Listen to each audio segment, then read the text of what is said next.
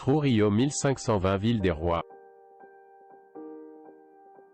La femme qui a introduit le blé en Amérique. Il a démontré que les cultures non indigènes peuvent s'adapter à de nouveaux territoires. Il obtenait l'entretien de base pour les gens qui y vivaient. La vie des colons n'aurait pas été possible sans le développement de ces cultures. María Escobar a été l'une des grandes pionnières de la conquête de l'Amérique injustement oubliée par l'histoire. Des femmes qui, grâce aux efforts d'Isabel la Católica, ont réussi à changer radicalement la mentalité de l'époque.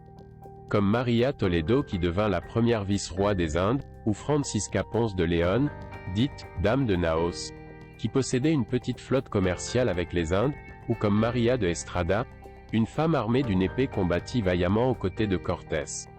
Comme Francisca Enríquez, qui a découvert le remède contre le paludisme, ou Isabel Rodríguez et Beatriz Palacios, pionnières de la médecine militaire, fondatrice d'hôpitaux en Nouvelle-Espagne.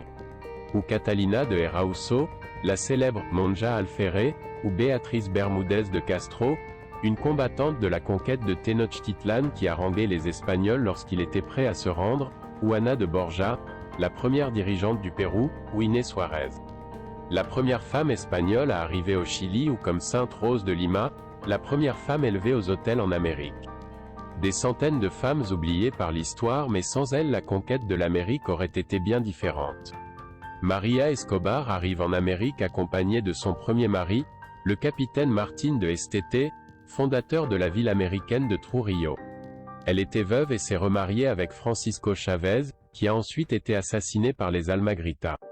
Selon les chroniques, c'est María qui a introduit la culture du blé et de l'orge au Pérou. Il distribue 20 à 40 grains aux agriculteurs des vallées de Lima. Ainsi, dès les premières récoltes, il distribua des graines dans d'autres vallées voisines jusqu'à ce que cette culture se répande dans toute l'Amérique.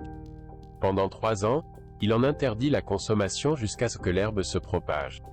Les exploits de cette poignée de femmes n'ont pas été chantés par l'histoire, mais grâce à leur extrême courage, elles ont réussi à rendre la société américaine plus juste et plus prospère.